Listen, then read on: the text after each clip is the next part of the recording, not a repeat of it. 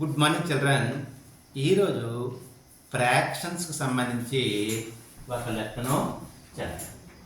పక్షుల గుంపులో 1/4 వంతు నదీ తీరంలో ఉన్నాయి, 1/5 వంతు వాటి గూళ్ళలో ఉన్నాయి, మిగిలిన 22 పక్షులు ఆహారం కోసం తిరుగుతున్నవి.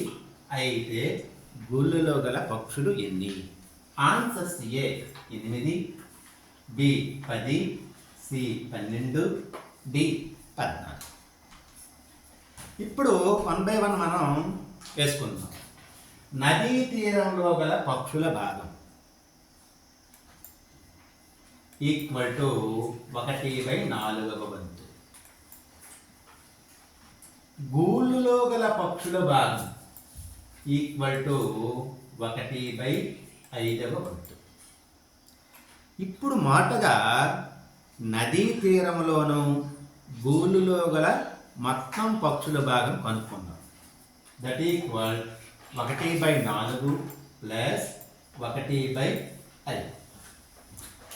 మనం భిన్నాలు కూడిక లేదా తీసివేత చేయాలంటే అవి సజాతి భిన్నాలు, లైక్ ఫ్రాక్షన్స్ అయి ఉండాలి.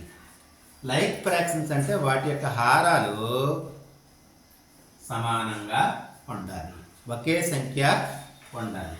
కానీ ఇక్కడ హారాలు వేరువేరుగా ఉన్నాయి కనుక వాటి యొక్క ఎల్సిఎం కసా కట్టాలి. ఇక్కడ 4, 5 పరస్పర ప్రధాన సంఖ్యలు కనుక వాటి యొక్క కసాగు ఎంత అవుతుందంటే 4, 5 20 అవుతుందన్నమాట. సో ఇక్కడ మనకి 20 రావాలి, ఇక్కడ కూడా 20 రావాలి. That equal 1/4 plus 1/5. ఇక్కడ మనకి ఎంత రావాలి? 20 రావాలి. 20 రావాలంటే దేంతో గుణకారం చేయాలి? 5తో గుణకారం చేయాలి. ఎప్పుడైతే హారాన్ని 5తో గుణకారం చేసామో లవాన్ని కూడా 5 చేత గుణకారం చేయాలి. ఎక్కడ కూడా 20 రావాలంటే ఇక్కడ దేంతో గుణకారం చేయాలి? 4తో గుణకారం చేయాలి. ఎప్పుడైతే హారాన్ని 4తో గుణకారం చేసామో లవాన్ని కూడా 4తో గుణకారం చెయ్యాలి. దట్ ఈక్వల్ 5 1 5, 5 4 20 అంటే 5/20 ప్లస్ 4 1 4, 4 5 20 4/20. ఇక్కడ మనకి లైక్ ఫ్రాక్షన్స్ అనేవి వచ్చాయి.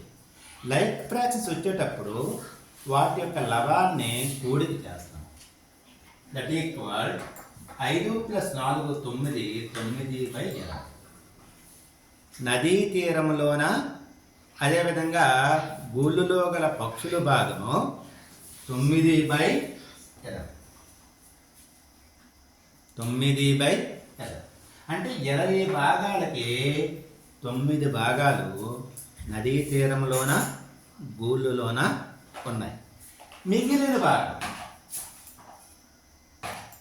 That equal 11/20. అంటే 20 భాగాలకి 11 భాగాలు ఏం చేస్తున్నాయి? ఆహారం కోసం తిరుగుతున్నాయి. అంటే 11 భాగాలకి ఎన్ని పక్షులు తిరుగుతున్నాయి? 11 భాగాలు ఈక్వల్ టు 22 పక్షులు తిరుగుతున్నాయి.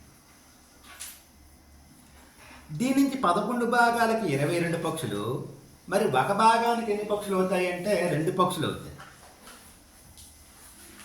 మొత్తం పక్షులు అంటే 20 భాగాలు. అంటే దట్ ఈక్వల్ టు 2 పక్షులు ఇంటూ 20 40 పక్షులు అవుతాయి. మొత్తం పక్షులు 40. ఇప్పుడు మనకు కావాల్సింది ఏంటంటే గూళ్ళులో గల పక్షుల భాగం ఎంత, గూళ్ళులో గల పక్షుల సంఖ్య ఎంత. అంటే మొత్తం 40లో గూళ్ళులో గల పక్షుల సంఖ్య ఈక్వల్ టు 40లో 1/5 అవుతుంది. That equal 5 1 5, 5 8 40. దట్ ఈక్వల్ 8 1 8 అంటే 8 పక్షులు అనమాట. ఆన్సర్ ఏమవుతుందంటే ఏ అవుతుంది. ఓకే.